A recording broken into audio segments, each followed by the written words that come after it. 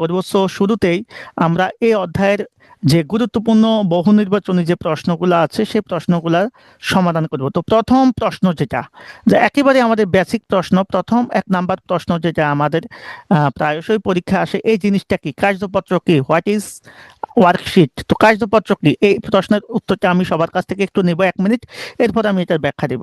তো যারা লাইভে আছে আমি রিকোয়েস্ট করব তোমরা এই প্রশ্নটার উত্তর অবশ্যই দাও। কার্যপত্র কি, আমরা একটু জানতে চাই তোমাদের কাছ থেকে, প্রত্যেকের কাছ থেকে জানতে চাই কার্যপত্র কাকে বলে এবং কার্যপত্র কি। ওকে, প্রত্যেকে অ্যান্সার দিবা, এরপরে যাদের প্রবলেম হবে ইনশাল্লাহ আমি সেটার ব্যাখ্যা দিয়ে দেবো। আমরা সবাই একটু অ্যান্সারটা নেব। কার্যপত্র কি, হোয়াট ইজ ওয়ার্কশিট, কার্যপত্র কি। দেখো, কার্যপত্রের বিষয়ে অনেক ধরনের কথা আছে। তো সেক্ষেত্রে আমরা একটা বিষয় শুরু থেকে শেষ পর্যন্ত বলে এসেছি যে কার্যপত্র হচ্ছে হিসাব চক্রের একটা ধাপ। এখন কি ধাপ, এটা কি হিসাব চক্রের বাধ্যতামূলক ধাপ, না ঐচ্ছিক ধাপ, না এটা খসড়া বিবরণী, না আদার্স, কি আসলে আমরা এই বিষয়টা একটু জানি।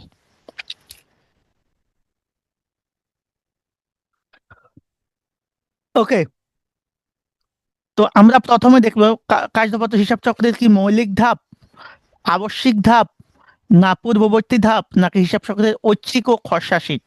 আমরা এটার একজন আনসার দিয়েছে ওয়ানের গ। ওকে, অর্থাৎ কার্যপত্র একজন বলছে হিসাব চক্রের ঐচ্ছিক ধাপ। আমি একটু জানতে চাই এটা কি সত্যি, তোমরা এটাতে একমত আছো, হিসাব চক্রের ঐচ্ছিক ধাপ একজন বলেছে এটা। তো আমি বাকি যারা আছো লাইভে প্রত্যেকের কাছ থেকে শুনতে চাই তোমাদের কাছ থেকে যে কার্যপত্র আসলে হিসাব চক্রের কি ঐচ্ছিক ধাপ, না বাধ্যতামূলক ধাপ, না খসড়া বিবরণী, না সাময়িক বিবরণী, না সেটাই মিলের পূর্ববর্তী ধাপ। একটু সবাই একটু কমেন্ট করো। তাহলে আমাদের প্রথম যে প্রশ্নটা খেয়াল করো, প্রথম যে প্রশ্নটা সেটা আমি আবারও বলছি, কার্যপত্র কি, হোয়াট ইজ কার্যপত্র, কার্যপত্র মূলত কি বলো তো। সবাই একটু অ্যান্সার দাও।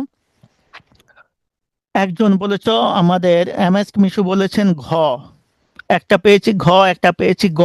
ওকে, বাকি যারা আছো তারা একটু জানাও, দ্রুত, খুবই কমন একটা বিষয়। দেখো, কার্যপত্র নিয়ে আমরা যখন আলোচনা করেছি শুরুতে আমরা বলেছি কার্যপত্র জিনিসটা কি, এটা হচ্ছে হিসাব চক্রের একটা খসড়া শীট বা বিবরণী।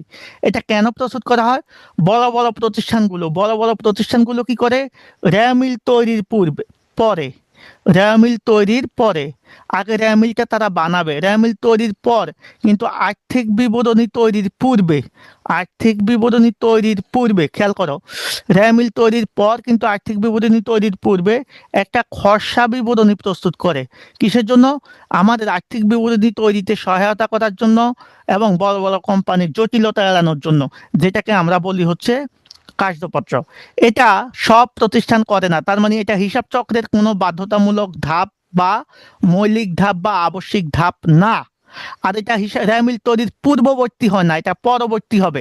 দ্যাট মিনস এটা হিসাব চক্রের একটা ঐচ্ছিক ধাপ, কেউ চাইলে এটা করতে পারে, কেউ না করলেও এটা চলে। সো সঠিক উত্তর হবে গ। তাহলে 1 নাম্বার প্রশ্নের সঠিক উত্তর গ। আমরা সবাই ক্লিয়ার, প্রত্যেকের জায়গা থেকে বলি 1 নাম্বার প্রশ্নের সঠিক উত্তর কিন্তু গ। এবার আমরা 2 নাম্বার প্রশ্নে যাব, একটু খেয়াল করো। 2 নাম্বার প্রশ্নটা আমরা একটু সলভ করব। আমি একটু সবার কাছে রিকোয়েস্ট করব, প্রত্যেকে আমাদের বন্ধু বান্ধব যারা আছে প্রত্যেককে একটু মেনশন করে দিই, যাতে করে আমরা ক্লাসটা সুন্দরভাবে শেয়ার করতে পারি। ওকে, তো এই যে 2 নাম্বার প্রশ্ন, কার্যপত্র কি বলতো। 2 নাম্বার প্রশ্ন যেটা আমরা এখন নেব, কার্যপত্র মূলত কি, একটু আমি অ্যান্সারটা জানতে চাই। 2 নাম্বার প্রশ্নের অ্যান্সার কি হতে পারে আমি প্রত্যেকের কাছে একটু জানতে চাই। কার্যপত্র কি মূলত, এটা খসড়াপত্র, স্থায়ী বিবরণী, সহায়ক বিবরণী, নিচের কোনটা সঠিক হবে। এটা একটা বহুপদী প্রশ্ন, অর্থাৎ অ্যান্সার সাধারণত এগুলাতে একাধিক হয়। সো সঠিক উত্তর কি হবে বলো। Thank you very much M S Mishu, এটা মনে ছিল না, কোনো সমস্যা নাই, ভুলে গেলে আবার মনে পড়বে, কোনো প্রবলেম নাই, clear, thank you very much. বাকি যারা আছো আমি বুঝি না, আমাদের লাইভে স্টুডেন্ট কিন্তু আগের চেয়ে কমে গিয়েছে, এখন এটার রিজনটা আমি বুঝতে পারি না। আমাদের গ্রুপে এতগুলা মেম্বার, সবাই ক্লাস করলেই তো হয়। তাহলে কার্যপত্র কি বলো তো। কার্যপত্র হচ্ছে মূলত, মাথায় রাখবা আমাদের 2 নাম্বার যে প্রশ্নটা, এই প্রশ্নের উত্তর হচ্ছে কার্যপত্র একটা খসড়া, একটু আগে বলেছি এটা কিন্তু স্থায়ী বিবরণী কখনোই না, এটা একটা সহায়ক বিবরণী। তার মানে আমাদের 2 নাম্বার প্রশ্নের উত্তর কিন্তু ভাইয়া খ হবে না, তার মানে কি হচ্ছে 1 আর 3 হচ্ছে। তাহলে সঠিক উত্তর কি হবে? যারা যারা আছো, M S Mishu, thank you very much, অসংখ্য ধন্যবাদ। 1 ও 3, কারণ কার্যপত্র কখনোই ভাইয়া কি না হিসাব চক্রের স্থায়ী বিবরণী না, এটা একটা সাময়িক বিবরণী বা খসড়া বিবরণী, অথবা এটাকে আমরা সহায়ক বিবরণী বলতে পারি, তার মানে খসড়াপত্র বা সহায়ক বিবরণী। সো সঠিক উত্তর হচ্ছে 1 ও 3। 1 ও 3 কোথায় আছে? খ নাম্বার প্রশ্নে। সো সঠিক উত্তর হচ্ছে আমাদের 1 ও 3। আমরা এমসিকিউ ক্লাস নিচ্ছি তোমাদের মনোযোগ বাড়ানোর জন্য, বাট আমি বুঝলাম না তোমরা সিকিউতে যে রেসপন্স দেখাও এমসিকিউতে আরো কম রেসপন্স দেখাও, কারণটা কি আসলে একটু জানতে চাই। তোমাদের কি ক্লাস ভালো লাগে না, নাকি তোমরা ইচ্ছা করে আসলে ক্লাসটা করো না? এরপর থেকে কিন্তু আমি রেকর্ড ক্লাস আর ইউটিউবে দিব না যদি ক্লাস না করো। দেখো, উদ্দীপকের প্রশ্নটা পড়তে বলছে এবং 3 এবং 4 নং প্রশ্নের সমাধান করতে বলেছে। তো আমরা, thank you very much M S Mishu, answer করেছ। একটি কারবারে ব্যবহারের জন্য 1 লাখ টাকা দিয়ে একটি যন্ত্রপাতি ক্রয় করা হলো। খেয়াল করো, 1 লাখ টাকা দিয়ে একটি যন্ত্রপাতি ক্রয় করা হলো ভাইয়া। যন্ত্রপাতিটি কারবারে ব্যবহার উপযোগী না হওয়াতে পুনরায় 1,10,000 টাকায় বিক্রি করা হয়েছে। তাহলে একটা যন্ত্রপাতি ক্রয় করা হয়েছে কত টাকা দিয়ে ভাইয়া? 1 লক্ষ টাকা দিয়ে। এখন এই ক্রয়ের পরে এটা ব্যবহার উপযোগী না হওয়ায় পুনরায় 1,10,000 টাকা বিক্রয় করা হয়েছে। এখন প্রশ্ন হচ্ছে মূলধন জাতীয় প্রাপ্তি কি? আমরা মূলধন জাতীয় প্রাপ্তির সংজ্ঞা কিন্তু এর আগে পড়েছি। যাদের যাদের যাদের মনে নাই তারা মনে করতে থাকো। মূলধন জাতীয় প্রাপ্তি বলতে আমরা কাকে বুঝেছি তোমাদের মনে আছে কিনা? যে আমরা বলেছি বড় অঙ্কের প্রাপ্তি এবং অনিয়মিত প্রাপ্তিগুলা, যে প্রাপ্তিগুলা আমাদের নিয়মিতভাবে ঘটে না, সেই প্রাপ্তিগুলাকে আমরা মূলধন জাতীয় প্রাপ্তি বলি। আর এই মূলধন জাতীয় প্রাপ্তির মধ্যে আমাদের একটা জিনিস আছে, সেটা হচ্ছে স্থায়ী সম্পদ বিক্রয়। স্থায়ী সম্পদ বিক্রয়, কারণ একটা ব্যবসা প্রতিষ্ঠান কখনোই তার সম্পদ বিক্রি করে না সাধারণত। সো বড় ধরনের যে সম্পদগুলা স্থায়ী সম্পদ, সেগুলা যখন ব্যবসা প্রতিষ্ঠান বিক্রি করে, সেটা আমাদের প্রতিষ্ঠানে বড় অঙ্কের একটা টাকা আসে, যেটা সব সময় হয় না, অনিয়মিতভাবে ঘটে এবং দীর্ঘমেয়াদী হয়। সো এটাকে আমরা মূলধন জাতীয় প্রাপ্তি বলি। এই যে সংজ্ঞাটা কিন্তু আমরা শিখেছি। সো মূলধন জাতীয় প্রাপ্তি কি আমরা বুঝি। এখন বলো তো, এই অঙ্কে মূলধন জাতীয় প্রাপ্তি কত হবে? আমরা যন্ত্রপাতি কিনেছি 1 লক্ষ টাকা দিয়ে, আর সেটা ব্যবহার উপযোগী না হওয়ার কারণে আমরা সেটাকে 1,10,000 টাকায় বিক্রি করে দিয়েছি। তো সঠিক উত্তরটা, যারা আমার এই ক্লাসটা করেছো শুরু থেকে, কিন্তু আমরা প্রথম 2টা ক্লাস করেছি কিন্তু মূলধন ও মুনাফা জাতীয় লেনদেন নিয়ে। সো এটা নিয়ে আমি ডিটেলস কথা বলেছি, তোমরা জানো। সো সেই আশা করতেই পারি যে তোমরা এটা অ্যান্সার দেবে। তো আমরা একটু খেয়াল করো, আমরা একটু ব্যাখ্যাতে যাব। ভাইয়া, এখানে সঠিক উত্তর হচ্ছে মূলত মূলধন জাতীয় প্রাপ্তি হচ্ছে 1,10,000 টাকাই। অর্থাৎ আমার সম্পদ যেটা বিক্রয়ের মূল্য, সেটাই মূলধন জাতীয় প্রাপ্তি। অনেকে মনে করে যে স্যার শুধু 10,000 টাকা প্রাপ্তি হবে না, 10,000 টাকা হচ্ছে আয়। স্যার বি হবে এটা। Thank you very much M S Mishu, অসংখ্য ধন্যবাদ। তাহলে আমার কথা হচ্ছে, আমি সম্পদটা যত টাকায় বিক্রি করেছি সেটাই আমার মূলধন জাতীয় প্রাপ্তি। তাহলে এখানে মূলধন জাতীয় প্রাপ্তি কত? 1,10,000। খেয়াল করো, যেটা আমার এই যে স্থায়ী সম্পদ বিক্রয়, আর আমি যে ক্রয় করেছি এটা হচ্ছে মূলধন জাতীয় ব্যয়। আর এই দুইটার যে পার্থক্য 10,000 টাকা, এটাকে আমরা বলবো মূলধন জাতীয় আয়। আয় আর প্রাপ্তি কিন্তু এক না, এটা আমরা আলোচনা করেছি। তো সবাই বিষয়টা কিন্তু জানো। ওকে, এখন আমরা এর পরবর্তী প্রশ্নে চলে যাব ইনশাল্লাহ।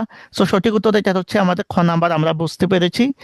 যারা লাইভে আছো তারা একটু ক্লাসটাকে শেয়ার করে দাও। ওকে, এবার দেখো ভাইয়া, আমাদের পরবর্তী যে প্রশ্নগুলো আছে সেটা হচ্ছে 3 নাম্বার এবং 4 নাম্বার প্রশ্নের। 4 নাম্বার প্রশ্ন আমরা সমাধান করব। বলছে এখানে মূলধন জাতীয় আয় কত। আমরা একটু আগে দেখেছি যে আমার 1 লক্ষ টাকা যে আমরা যন্ত্রপাতি কিনেছি সেটা মূলধন জাতীয় ব্যয়, এবং এটা বিক্রি করেছি যে 1,10,000 টাকায়, সেটা মূলধন জাতীয় কি ছিল? প্রাপ্তি ছিল।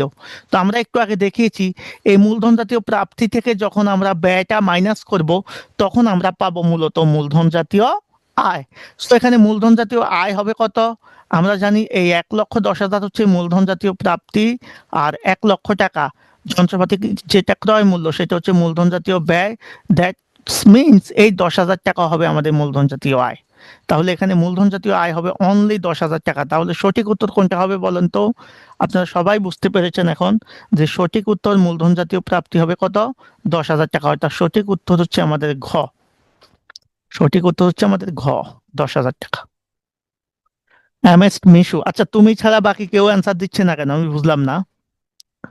সো এই হচ্ছে আমাদের কথা। যাই হোক, আমরা মোটামুটি যতটুকু আলোচনা করেছি, আমরা 4টা প্রশ্ন শেষ করেছি। 5 নাম্বার প্রশ্নে আমরা চলে যাব। 5 নাম্বার প্রশ্নটা একটু দেখো, খুবই গুরুত্বপূর্ণ একটা প্রশ্ন। আমরা একটু ও, দেখে নিই প্রশ্নটা কি বলেছে। দেখো, বলছে মূলধন জাতীয় ব্যয় কোনটা? ভাইয়া মূলধন জাতীয় ব্যয় নিয়ে আমরা কিন্তু ডিটেলস কথা বলেছি, অনেক সুন্দরভাবে কথা বলেছি। তো মূলধন জাতীয় ব্যয় মানে আমরা সংজ্ঞা কি দিয়েছি? 2টা জিনিস মাথায় রাখবা। যে কোনো প্রকার স্থায়ী সম্পদ ক্রয়, স্থায়ী সম্পদ কিনলে আমাদের বড় অঙ্কের একটা ব্যয় হয়। সো স্থায়ী সম্পদ ক্রয় অথবা আমরা প্রতিষ্ঠানে যে স্থায়ী সম্পদগুলা দেখি সেগুলাই মূলধন জাতীয় ব্যয় বা বড় অঙ্কের ব্যয়। আর এই স্থায়ী সম্পদ ক্রয়ের সাথে যদি সংশ্লিষ্ট কোনো খরচ থাকে, সম্পদ ক্রয়ের আনুষঙ্গিক খরচ বা সংশ্লিষ্ট খরচ, অর্থাৎ একটা যন্ত্রপাতি কিনতে গিয়ে তুমি যদি সংস্থাপন ব্যয় করো, ভ্যাট দাও, সেগুলাও আমাদের মূলধন জাতীয় ব্যয়। তাহলে যন্ত্রপাতি বা স্থায়ী সম্পদ ক্রয়ের সংশ্লিষ্ট খরচ, এটাকেও আমরা কি বলবো ভাইয়া? মূলধন জাতীয় ব্যয়। তাহলে মূলধন জাতীয় ব্যয়টাকে আমরা প্রাথমিকভাবে 2টা শ্রেণীতে ভাগ করব। একটা হচ্ছে স্থায়ী সম্পদ ক্রয়, এটা বড় অঙ্কের ব্যয়। আরেকটা হচ্ছে আমাদের এই স্থায়ী সম্পদ কিনতে গিয়ে যদি আমার ছোটখাটো কোনো খরচ হয়, সেটাও আমার মূলধন জাতীয় ব্যয় হবে। দ্যাট মিনস আমাদের এখানে মূলধন জাতীয় ব্যয় কোনটা হবে বলো? 5 নাম্বার প্রশ্নের সঠিক উত্তরটা আমরা একটু জেনে নিই।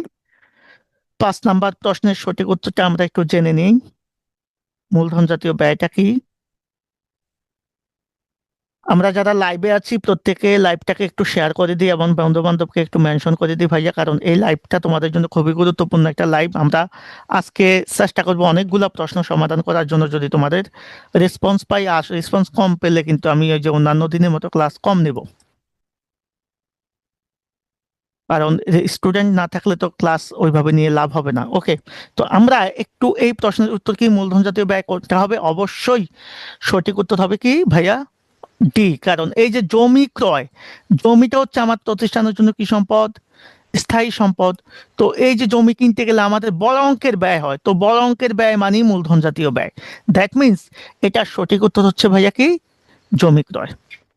সো এটা নিয়ে আর কথা বলবো না, এটা আমরা পারবো, আমি জানি এটা তোমরা পারবা। তোমাদের এই বিষয়টা নিয়ে তোমাদের কোনো প্রবলেম হবে না। এখন আমি একটা বিষয় তোমাদের সাথে হালকাভাবে শেয়ার করি। দেখো, আমি কিন্তু এটা নিয়ে কথা বলেছি, আমাদের অ্যাকাউন্টিং হেল্প কেয়ারের পক্ষ থেকে আমরা একটা পেইড কোর্স অফার করেছি তোমাদের জন্য, যেখানে আমরা মূলত হিসাব বিজ্ঞান, ম্যানেজমেন্ট, ফাইন্যান্স, ব্যাংকিং ও বীমা, উৎপাদন ব্যবস্থাপনা ও বিপণন, এই 4টা সাবজেক্টের দায়িত্ব আমি নিচ্ছি এবং অন্যান্য সাবজেক্টের জন্য সাজেশন বা সার্বিক দিক নির্দেশনা দেব। এই কোর্সে আমরা মূলত কি কি কি করাবো? গুরুত্বপূর্ণ বেসিক ক্লাসগুলো করাবো, টেস্ট পেপার সলভ করাবো, বোর্ড প্রশ্নগুলো সমাধান করাবো, টেস্ট পেপারের গুরুত্বপূর্ণ প্রবলেমগুলা সমাধান করাবো। এরপর হচ্ছে আমরা নিয়মিত পরীক্ষা গ্রহণ করাবো। দুর্বল এবং পিছিয়ে পড়া যারা আছে তাদের জন্য আলাদাভাবে ব্যবস্থা করব। সো এই কোর্সটা হচ্ছে মাসিক কোর্স, মাসিক। এমন না যে এটা কোনো কোর্স করাবো তোমাদের, এটা হচ্ছে তোমরা আমার কাছে মান্থলি পড়বা, তোমাদের যাবতীয় দায় দায়িত্ব যা যা আছে সবই আমি বহন করব। আর যারা এই কোর্সে অ্যাড হবে তাদের জন্য আমাদের বিজনেস মেন্টর যে বইটা আছে সেটা অবশ্যই ফ্রি পাবা। পাশাপাশি তোমাদের প্রত্যেকটা সাবজেক্টের, অর্থাৎ অ্যাকাউন্টিং বলো, ফিনান্স বলো, মার্কেটিং বলো, এইটার কিন্তু আমাদের একটা প্রিন্টেড লেকচার শিট আমি তোমাদেরকে প্রোভাইড করব। অর্থাৎ এই কোর্সের ক্ষেত্রে আমি যা যা পড়াবো সবই তোমাদের জন্য, এই প্রত্যেকটার জন্য আমাদের কাছে বই লেখা আছে, সেই বইগুলো আমি তোমাদেরকে দেব। ওকে, তো এটা নিয়ে আর কথা বললাম না, এটা নিয়ে আগেও কথা বলেছি, হয়তো তোমরা জানো। তো আমরা এই বিষয়টা একটু মাথায় রাখবো। এখন আসো আমরা চলে যাবো আমাদের পরবর্তী প্রশ্নে। দেখো, পরবর্তী প্রশ্ন যেটা 6 নাম্বার প্রশ্ন, প্রশ্নটা কি? প্রশ্নটা হচ্ছে ভাইয়া দেখো, মূলধন জাতীয় ব্যয়। তো মূলধন জাতীয় ব্যয় কোনটা হবে? আমরা একটু আগে সংজ্ঞা শিখেছি যে স্থায়ী সম্পদ ক্রয়, তার মানে এখানে কি হবে? গাড়ি ক্রয় বা যন্ত্রপাতি ক্রয়, এটা হচ্ছে মূলধন জাতীয় ব্যয়। এটা নিয়ে আর ব্যাখ্যা দেওয়ার কিছু নাই ভাইয়া, এগুলা তোমরা জানো, তারপর আমি ব্যাখ্যা দিলাম এর আগের অঙ্কে। এরপরে দেখো আমাদের পরবর্তী যে প্রশ্নটা আছে, পরবর্তী প্রশ্নটা কি ভাইয়া? পরবর্তী প্রশ্নটা হচ্ছে আমাদের পুরাতন খবরের কাগজ বিক্রয়। তো পুরাতন খবরের কাগজ বিক্রয়, এটা তো আমরা আমাদের একটা নিয়মিত আয়। তো পুরাতন খবরের কাগজ যদি আমরা বিক্রি করি, খেয়াল করো এটা কি ধরনের আয় হবে? এটা তো আমরা সবসময় ছয়ের B. Thank you very much. পুরাতন খবরের কাগজ বিক্রয়টা আমাদের জন্য কি হবে বলো তো?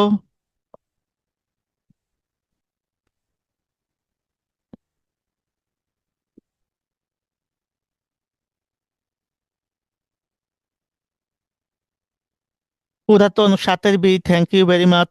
একজন বলেছে মুনাফা জাতীয় আয়। তাহলে পুরাতন খবরের কাগজ অবশ্যই মুনাফা জাতীয় আয়, কারণ এটা একটা নিয়মিত আয়। নিয়মিত আয় এবং স্বল্প মেয়াদী আয়। এবং কি মেয়াদী আয়? স্বল্প মেয়াদী। নিয়মিত এবং স্বল্প মেয়াদী আয়। কথা ক্লিয়ার কিনা? এটা হচ্ছে আমাদের পুরাতন খবরের কাগজ বিক্রয়ের আয়। এবার পরবর্তী প্রশ্ন যদি আমরা একটু থিঙ্কিং করি, 7 8 নাম্বার প্রশ্ন দেখো। 8 নাম্বার প্রশ্ন কি বলেছে ভাইয়া? Thank you very much. 8 number প্রশ্নে আমাদের বলেছে হচ্ছে কর্মচারীদের বেতন প্রদান কি ধরনের ব্যয়। তো আমরা একটা ব্যবসা প্রতিষ্ঠানের বেতন কি নিয়মিত দিই না অনিয়মিত দিই? যদি নিয়মিত দিয়ে দেওয়া হয় তাহলে সেটা কি ব্যয়, অনিয়মিত দেওয়া হলে সেটা কি ব্যয় আমরা জানি। 8 নাম্বার প্রশ্নের উত্তরটা আমি একটু নিতে চাচ্ছি তোমাদের কাছ থেকে। 8 নাম্বার প্রশ্ন।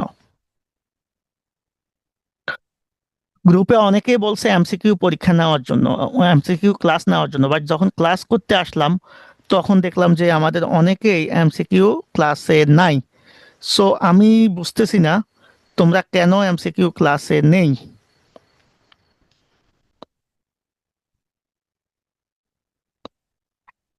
আমাদের ক্লাস কি তোমাদের ভালো লাগে না? একটু কমেন্টে জানাও তো। আমার মতো টিচার সহজে পাবা না, বুঝছো ভাইয়া? চাপা মারতেছি না। যারা আমার ক্লাস করতেছো তারা বুঝতেছো। সো 8-এর B. Thank you very much. একজন বলছো 8-এর বি, কর্মচারীদের বেতন প্রদান। এম এস মিশু বলেছো এস-এর-বি। আর বাকি কে আছে আমাদের লাইভে যারা আছো? আমি একটু প্রত্যেককে দেখতে চাই। আমাদের লাইভে যারা আছো প্রত্যেককে একটু দেখতে চাই। তোমরা লাইভটাকে একটু কষ্ট করে শেয়ার করে দাও, পাশাপাশি তোমাদের বন্ধু বান্ধবকে একটু মেনশন করে দাও, যাতে করে আমরা সবাই একসাথে ক্লাসটা এনজয় করতে পারি। ওকে? সো স্যার ভালো লাগে ক্লাস। ভালো লাগলে এই অবস্থা, দেখো লাইভে 3 4 জন থাকো, ভালো লাগলে এই অবস্থা হয় বলো? তোমার ভালো লাগে কিন্তু অনেকের ভালো লাগে না হয়তো। যাই হোক, যাদের ভালো লাগে না আমি তো আর জোর করে ভালো লাগাতে পারবো না। কিচ্ছু করার নাই, বুঝবে পরে, পরীক্ষার পরে বোঝা যাবে আসলে সারা বছর কি করেছে, কার কাছে ছিল আর কার কাছে থাকার কথা ছিল। তো কর্মচারীদের বেতন প্রদান ভাই, আমি বললাম এটা কিন্তু আমাদের নিট ব্যয় হবে না। তুমি মোট ব্যয় বলছো, ওকে। মোট ব্যয়, থ্যাংক ইউ ভেরি মাচ। মোট ব্যয়ের অংশ, তবে এটা মূলত মুনাফা জাতীয় ব্যয়। কারণ মোট ব্যয়ের মধ্যে আমাদের মূলধন জাতীয় ব্যয়ও থাকবে, মুনাফা জাতীয় ব্যয়ও থাকবে। সো মুনাফা জাতীয় ব্যয় মোট ব্যয়ের একটা অংশ হলেও মোট ব্যয়ের পুরাটা কিন্তু মুনাফা জাতীয় না। দ্যাট মিনস আমাদের বেতনটা তো আমাদের নিয়মিত একটা ব্যয়। কারণ আমি প্রতিষ্ঠান চালাতে গেলে, এটা কিন্তু পরিচালনা করতে গেলে নিয়মিত বেতনটা দিতে হবে। আমি যদি বেতন নিয়মিত না দিই আমার প্রতিষ্ঠানে কর্মী থাকবে না। সো এটা একটা নিয়মিত ব্যয়। তার মানে নিয়মিত ব্যয় বা স্বল্পকালীন ব্যয় বা পরিচালনা সংক্রান্ত ব্যয়, সেটা মুনাফা জাতীয় ব্যয়। আর বেতনটাকে আমরা পরিচালনা ব্যয়ের মধ্যেই দেখাই। আমরা যখন আর্থিক বিবরণী করতে যাই তখন বেতনটাকে কিন্তু আমরা পরিচালনা ব্যয় দেখাই। সো এটা একটা নিয়মিত ব্যয়। তার মানে এটাকে আমরা বলবো কি ব্যয়? অবশ্যই মুনাফা জাতীয় ব্যয়। Thank you very much sir. বেতন মুনাফা জাতীয় ব্যয়। অসংখ্য ধন্যবাদ। অসংখ্য অসংখ্য ধন্যবাদ যারা লাইভে আছো, রিপ্লাই করতেছো বা ক্লাস সিরিয়াস আছো ক্লাসে, তাদের জন্য ধন্যবাদ। এরপরে দেখো আমাদের পরবর্তী যে প্রশ্নটা নিয়ে আমরা এখন কথা বলবো সেটা হচ্ছে দেখো, বিক্রয়ের উদ্দেশ্যে আসবাবপত্র ক্রয়, এটা কি ব্যয়? ভেরি ভেরি ইম্পর্ট্যান্ট প্রশ্ন, খুবই খুবই গুরুত্বপূর্ণ একটা প্রশ্ন। সো এটাকে আমরা একটু মার্ক করে নিই। বলো, বিক্রয়ের উদ্দেশ্যে আসবাবপত্র ক্রয় আমাদের জন্য কি হবে? আমি একটু মার্ক করে নেব, ভেরি ভেরি ইম্পর্টেন্ট এই প্রশ্নটা। এই প্রশ্নটাকে আমরা একটু জাস্টিফাই করব। এখন আমরা আজকে বা আগামী এই সপ্তাহের পরে কিন্তু আমরা এক্সাম নিব, এমসিকিউ এক্সাম নিব, অধ্যায় ভিত্তিক এক্সাম। যেমন আমরা কিন্তু তোমাদের ব্যাংক সমন্বয় করিয়েছি, ওকে। ব্যাংক সমন্বয় পুরোটা বেসিক সহ শেষ করেছি। যারা ক্লাস করো নাই করে নিবা, 100% ক্লিয়ার হয়ে যাবা। ব্যাংক সমন্বয়ের এমসিকিউ করিয়েছি, মনে আছে কিনা? 2টা ক্লাস করেছি। কার্যপত্র শেষ করেছি, কার্যপত্র। কার্যপত্রের এখন আজকে এমসিকিউ একটা ক্লাস চলতেছে, আরেকটা ক্লাস নেব। তাহলে ব্যাংক সমন্বয় এবং কার্যপত্র এই 2টা অধ্যায়ের উপর আমাদের কি হবে? এক্সাম হবে। ওকে? তো যারা এক্সাম দিতে চাও তারা কিন্তু আমাকে আমার আইডিতে নক করবা, সাদাত খান রাশেদ, অথবা আমাদের যে সিক্রেট গ্রুপটা আছে হোয়াটসঅ্যাপ গ্রুপ, সেখানে যুক্ত হয়ে যাবা। যারা যারা যুক্ত হও নাই অবশ্যই যুক্ত হয়ে যাবা, কারণ নেক্সট টাইম কিন্তু আমাদের আগামীকালকে কার্যপত্রের ক্লাস শেষ হওয়ার পরে আমাদের কিন্তু এমসিকিউ এক্সাম হবে। এই এক্সামটা হবে কিসের উপর? এমসিকিউ এক্সাম হবে আমাদের ব্যাংক সমন্বয়ের উপর একটা এক্সাম হবে, আরেকটা এক্সাম হবে আমাদের কার্যপত্রের উপর। ওকে, তো সবাই কিন্তু পরীক্ষা দেওয়ার জন্য প্রস্তুত থাকবা, এটা হচ্ছে কথা। এখন দেখো আমাদের যে প্রশ্নটা ছিল এখানে, যে বিক্রয়ের উদ্দেশ্যে কি আসবাবপত্র ক্রয়, তো বিক্রয়ের উদ্দেশ্যে আসবাবপত্র ক্রয় করলে আমাদের সেটা কি হবে?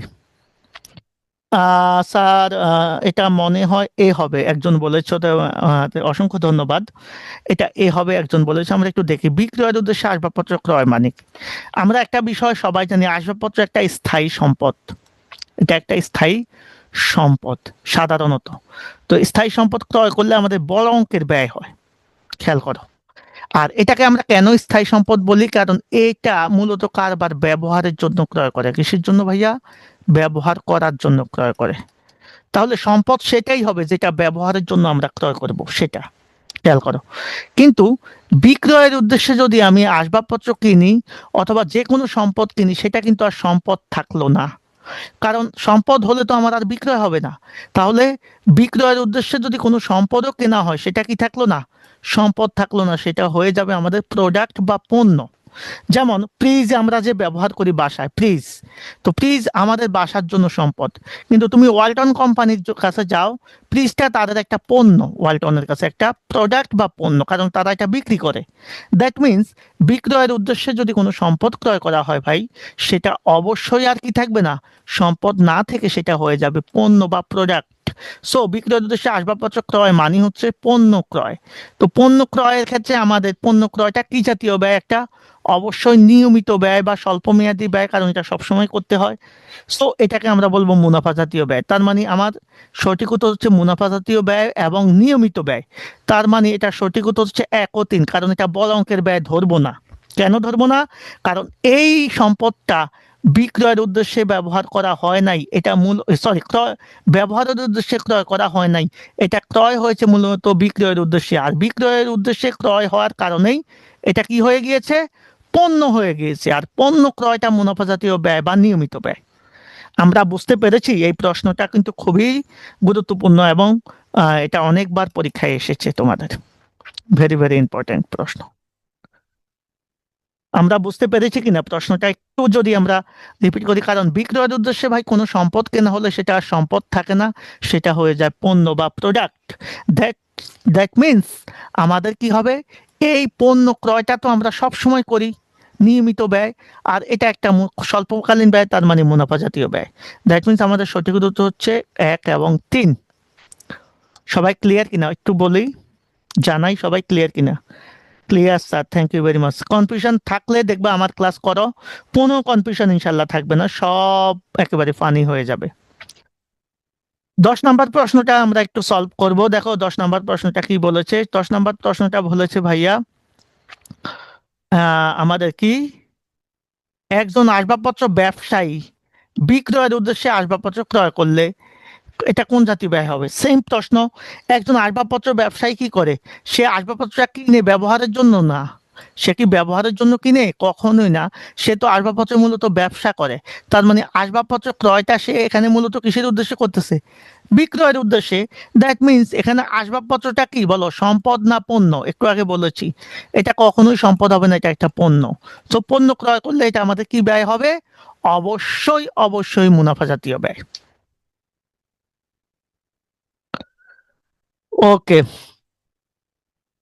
আমরা ক্লিয়ার, আশা করি বিষয়টা আমরা ক্লিয়ার হয়েছি। সো এই হচ্ছে বিষয়। এখন আমরা পরবর্তী প্রশ্নে চলে যাব। আমাদের কোর্সের বিষয়টা নিয়ে আমরা কথা বলেছি, আমি তোমাদেরকে রিকোয়েস্ট করেছি যদি পসিবল হয় এটাতে অ্যাড হবা। ইনশাল্লাহ তোমাদের আর কোনো বন্ধু বান্ধব ভাই ব্রাদার কিচ্ছু লাগবে না। হ্যাঁ, কোনো প্রাইভেটও পড়া লাগবে না, কোচিংও করা লাগবে না, জাস্ট আমার তত্ত্বাবধানে থাকবা, আর কিছু লাগবে না। A+ তো পাবাই ইনশাল্লাহ, পাশাপাশি অ্যাডমিশন টেস্টে 70% সিলেবাস কভার হয়ে যাবে। দেখো, ইজারা সম্পত্তির অবলোপন ভাইয়া, ইজারা সম্পত্তির অবলোপন মানে কি? আমি মনে করো, ধরো আমি একটা পুকুর লিজ নিয়েছি, পুকুর, গ্রামে দেখবে এগুলা বেশি হয়। তো পুকুরে আমি ধরো 5 বছরের জন্য কি নিয়েছি বলো? লিজ। লিজ মানে অন্যের পুকুর, সেটার মালিকানাটা আমি গ্রহণ করেছি, যেটাকে আমরা বলি ইজারা।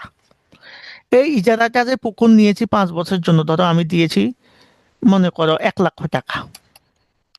তাহলে এই 1 লক্ষ টাকা কয় বছরের জন্য দিয়েছি? 5 বছরের জন্য তাকে আমি দিব। তার মানে প্রতি বছর এই পুকুরের পিছনে আমার ব্যয় হচ্ছে কত? 20,000 টাকা করে। কারণ 5 বছরে 1 লাখ দিব, 1 বছরে কত খরচ হয়? 20,000। এই 20,000 টাকাকেই বলা হয় অবলোপন। অর্থাৎ সম্পত্তিকে তার আয়ুষ্কালের মধ্যে যদি আমরা ভাগ করে দিই, সেটার যে খরচটা প্রতি বছর পড়ে সেটাকে আমরা বলি অবচয় বা অবলোপন। তো স্থায়ী সম্পদের ক্ষেত্রে বা স্পর্শনীয় সম্পদের ক্ষেত্রে হয় অবচয়, অস্পর্শনীয় সম্পদের ক্ষেত্রে হয় অবলোপন। সো ইজারা সম্পত্তির অবলোপন একটা কি নিয়মিত ব্যয়, কারণ এটা প্রতি বছরই কিন্তু এই যে 20,000 টাকা করে কমে যাচ্ছে বা ব্যবহার হচ্ছে, প্রত্যেক বছর 20,000 করে করে 5 বছরে 1 লাখ টাকা খরচ হয়ে যাবে। সো এটাও একটা মুনাফা জাতীয় ব্যয়, যার কারণে এটাকে আমরা আয় বিবরণীতে বসাই। 11A না, 11B হবে, কারণ অবলোপন, বুঝছো? আমাদের মিশু এখানে অবলোপন বলছে। অবলোপন মানে সম্পদ ব্যবহার করলে তার যে মূল্য হ্রাস পায়, সেটাই হচ্ছে অবলোপন বা অবচয়। তাহলে আমরা যে ইজারা সম্পত্তি 1 লাখ টাকা দিয়ে কিনেছি, এটা ধরো 5 বছর ব্যবহার করলে প্রতি বছর কত টাকা করে খরচ হচ্ছে এটার পিছনে, এই 20,000 টাকা যে খরচ হচ্ছে, এটাই হচ্ছে ইজারা সম্পত্তির কি অবলোপন। ক্লিয়ার এবার? সো এটা নিয়মিত ভাবেই হবে।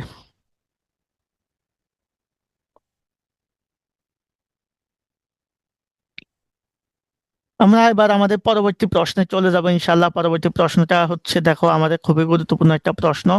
সেটা হচ্ছে আমাদের, খেয়াল করে বলছে, নিচের নিচের উদ্দীপকটি পড়ো, 12 এবং 13 নম্বর প্রশ্নের উত্তর দাও। তো সেক্ষেত্রে আমরা যেটা দেখতেছি, দেখো, মিস্টার আলম 2012 সালের 1 জানুয়ারিতে 40,000 টাকার আসবাবপত্র, 1,60,000 টাকার দেলান কোঠা, 30,000 টাকার যন্ত্রপাতি নিয়ে ব্যবসা শুরু করেন। বছর শেষে, হ্যাঁ, স্থায়ী সম্পদের উপর 10% অবচয়। এখন মাথায় রাখবো একটা বিষয়, বলছে উক্ত ব্যবসায়ের জন্য মুনাফা জাতীয় ব্যয়। ভাই, একটা বিষয় খেয়াল করবা, মুনাফা জাতীয় ব্যয় বলতে আমরা একটু আগে বলেছি আমার যেটা নিয়মিত খরচ হবে। এখন একটা ব্যবসা শুরু করেছি আমি আসবাবপত্র দিয়ে, দালান কোঠা দিয়ে, যন্ত্রপাতি দিয়ে, তাহলে এটা তো আমার একদিনের জন্য না। এই আসবাবপত্রটা তো আমার দীর্ঘদিন প্রতিষ্ঠানে থাকবে, দালান কোঠাটাও প্রতিষ্ঠানে দীর্ঘদিন থাকবে, যন্ত্রপাতিগুলোও থাকবে। সো এগুলা মূলত আমরা ব্যবহারের জন্য কিনেছি। সো এগুলার যে ব্যয়টা, সেটা কি ব্যয়? মূলধন জাতীয় ব্যয়, বড় অঙ্কের ব্যয়। খেয়াল করো। আর এই যে বছর শেষে যে স্থায়ী সম্পত্তির অবচয়, যেটা প্রত্যেক বছর খরচ হচ্ছে, ওকে, যেটা প্রত্যেক বছর খরচ হচ্ছে, সেটাকে আমরা বলবো মুনাফা জাতীয় ব্যয়। তার মানে স্থায়ী সম্পত্তির অবচয়টা আমাদের মুনাফা জাতীয় ব্যয়। তাহলে মুনাফা জাতীয় ব্যয় কোনটা হবে? সঠিক উত্তর কোনটা হবে? আমরা যদি প্রশ্নটা একটু ব্যাখ্যা করে দেখি, ব্যাখ্যা তো আমরা করলাম, যে সঠিক উত্তর কি হচ্ছে, দেখো আমাদের কোন জিনিসটা ব্যয় হচ্ছে, যন্ত্রপাতি স্থায়ী সম্পদ, দালান কোঠা স্থায়ী সম্পদ, আসবাবপত্র স্থায়ী সম্পদ, এই তিনটাই হচ্ছে আমাদের বড় অঙ্কের ব্যয়, মানে এটাকে আমরা বলবো মূলধন জাতীয় ব্যয়। মূলধন জাতীয় ব্যয়। শুধুমাত্র একটা ব্যয় আছে যেটা ছোট অঙ্কের বা নিয়মিত ভাবে হয়, এটা হচ্ছে মুনাফা জাতীয় ব্যয়। আই থিঙ্ক ক্লিয়ার বিষয়টা। আমরা সবাই ক্লিয়ার কিনা বলো তো? এবার আমাদের পরবর্তী প্রশ্ন বলছে, একই উদ্দীপকের প্রশ্ন পরেরটা, হ্যাঁ, সেজন্য উদ্দীপকটা আমি আবার এখানে নিয়ে আসলাম। বলছে আলামের বছর শেষে মূলধন জাতীয় ব্যয়ের পরিমাণ কত? মূলধন জাতীয় ব্যয়ের পরিমাণ কত ভাইয়া বলো তো? মূলধন জাতীয় ব্যয়ের পরিমাণ আমরা খুব ইজিলি পারবো। দেখো, মূলধন জাতীয় ব্যয় কত? এই যে কত, 40,000, 1,60,000, কত হলো? 2 লাখ, 2 লাখ আর 3 লাখ কত? 5 লাখ। কথা বুঝতে পেরেছো কিনা? এখন তোমাকে বলছে মূলধন জাতীয় ব্যয়ের পরিমাণ কত, এই মূলধন জাতীয় ব্যয়ের পরিমাণই হচ্ছে তোমার 5 লক্ষ টাকা। অর্থাৎ আমরা স্থায়ী সম্পদ যা যা কিনেছি, এই যে 40,000 টাকার আসবাবপত্র, 1,60,000 টাকার দালান খরচ, তাহলে কত হলো? 2 লাখ, আর 3 লাখ টাকার যন্ত্রপাতি, এই প্রত্যেকটা হচ্ছে মূলধন জাতীয় ব্যয়। তো সঠিক উত্তর হচ্ছে খ।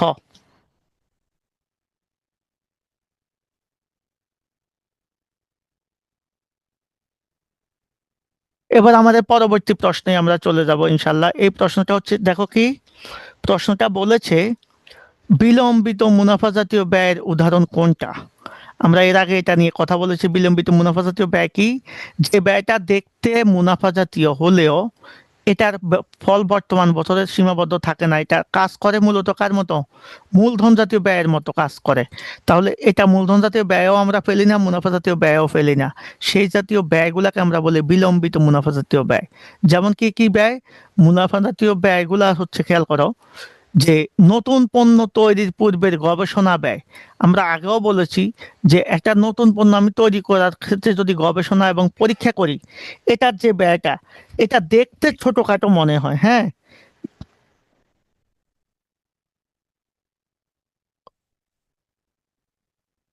Thank you very much.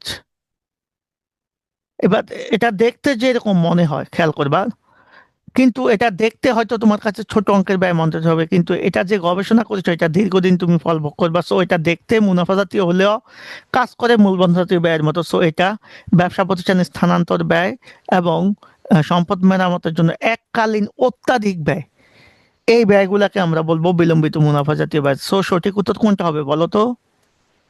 সঠিক উত্তর কোনটা হবে? সবগুলাই হচ্ছে সঠিক উত্তর, 1 2 3।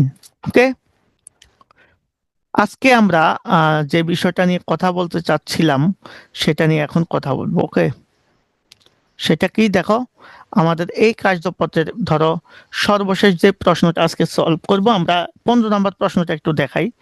খুবই গুরুত্বপূর্ণ প্রশ্ন এই জিনিসগুলা।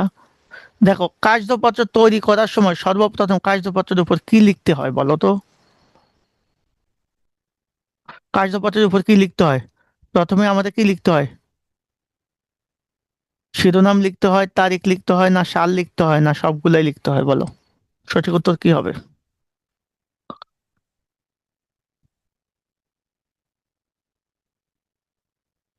এই প্রশ্নের উত্তর, সঠিক উত্তর কি হবে? দিতে পারবা?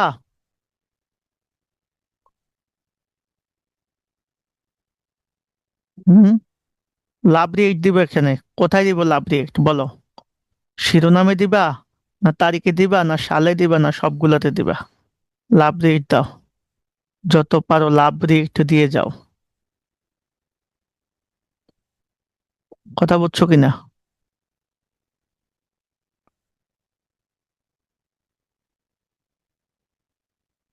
সঠিক উত্তর কি হবে? আমি অ্যান্সারটা নিচ্ছি, 14টি সবগুলো। ওকে, থ্যাংক ইউ ভেরি মাচ। কারণ আমাদের তারিখও লাগবে, খেয়াল করো, আমাদের তারিখও লাগবে, আমাদের সালও লাগবে, শিরোনামও লাগবে। সো সঠিক উত্তর হচ্ছে সবগুলো। তো ঠিক আছে, ধন্যবাদ সবাইকে। আমরা মোটামুটি যতটুকু আলোচনা করেছি, আলোচনার জিনিসগুলো তোমরা জানো। আর আমি আবারও বলছি ভাই, এই কোর্সে তোমরা অ্যাড হলে বিশ্বাস করো, বিশ্বাস করো আমার কথা, তোমাদের না লাগবে কোনো টিচার, না লাগবে কোনো গাইডলাইন, না লাগবে তোমাদের কোনো হেল্পিং হ্যান্ড। আমি তোমাদের সবগুলো জিনিস করে দেবো। অর্থাৎ তোমরা যদি অ্যাকাউন্টিং, ফিনান্স, ম্যানেজমেন্ট, মার্কেটিং এই 4টা সাবজেক্টের পূর্ণ A+ পেতে চাও, হ্যাঁ, এই A+টা ইনশাল্লাহ আমি তোমাদেরকে ব্যবস্থা করে দিব, আল্লাহ যদি চায়। আমার সাথে থাকতে হবে, আমার কথা শুনতে হবে, সেক্ষেত্রে তোমরা এটা ব্যবস্থা করবে। আমরা আসন সংখ্যা রেখেছি 20 থেকে 25 জন, এর বেশি পড়াবো না। অলরেডি 3 জন অ্যাড হয়ে গিয়েছে। তো আমরা কিন্তু আর 4 5 দিনের মধ্যে সবাইকে, অনেকে নক করেছে, আমি তাদেরকে কনফার্ম করি নাই, 3 জনকে আমরা কনফার্ম করছি এখন পর্যন্ত। বাকি যারা আছে 16 17 18 জন, তারা অ্যাড হলে আমরা কোর্সটায় ভর্তি কিন্তু বন্ধ করে দিব। কারণ আমরা কিন্তু 20 জনের বেশি পড়াবো না, 20 থেকে সর্বোচ্চ 25 জন হতে পারে। সো 20 থেকে 25 জনই কিন্তু এটা পাবা, এই কোর্সটা। কারণ এই কোর্স কিন্তু আমার অন্যরকম কোর্স না। আমি এখানে প্রত্যেকটা জিনিস তোমাকে দায়িত্ব নিয়ে শেখাবো। আবার কোর্সে কোনো একটা স্টুডেন্ট অ্যাড হয়েছ, কিন্তু আমি দেখলাম যে সে নিয়মিত ভাবে পড়তেছে না, তাহলে 1 মাস করার পর আমি তাকে আবার কি করব? বের করে দিয়ে তার পরিবর্তে সিরিয়াস একটা স্টুডেন্ট নেব। সো যারা এইচএসসি পরীক্ষায় ভালো করতে চাও, স্পেশালি পরীক্ষার্থী যারা আছো, তাদের জন্য এই কোর্সটা অফার করেছি। এই কোর্সটা শুধু তারা করবা, সবার কিন্তু এই কোর্সটা করার দরকার নাই। এটা শুধু আমাদের এইচএসসি 26-এর স্টুডেন্টদের জন্য বলা। 26-এর, যাদের একবারই পরীক্ষা 4 5 মাসের মধ্যেই হবে, তারা A+ এবং অ্যাডমিশন টেস্টের 70% প্রিপারেশনের জন্য এই কোর্সটা করবা। ওকে, তো এ হচ্ছে কথা। আমি যা বলেছি তার চেয়ে একটু কম হবে না সার্ভিস, তোমাদের 100-তে 100 হবে। আমি কালকে আমরা কার্যপথের দ্বিতীয় MCQ গুলা নিয়ে কথা বলবো, MCQ উইকের। তো সেই পর্যন্ত সবাই ভালো থাকবা। ক্লাসটা কেমন লাগলো অবশ্যই জানাবা। ধন্যবাদ সবাইকে, আল্লাহ হাফেজ, আসসালামু আলাইকুম।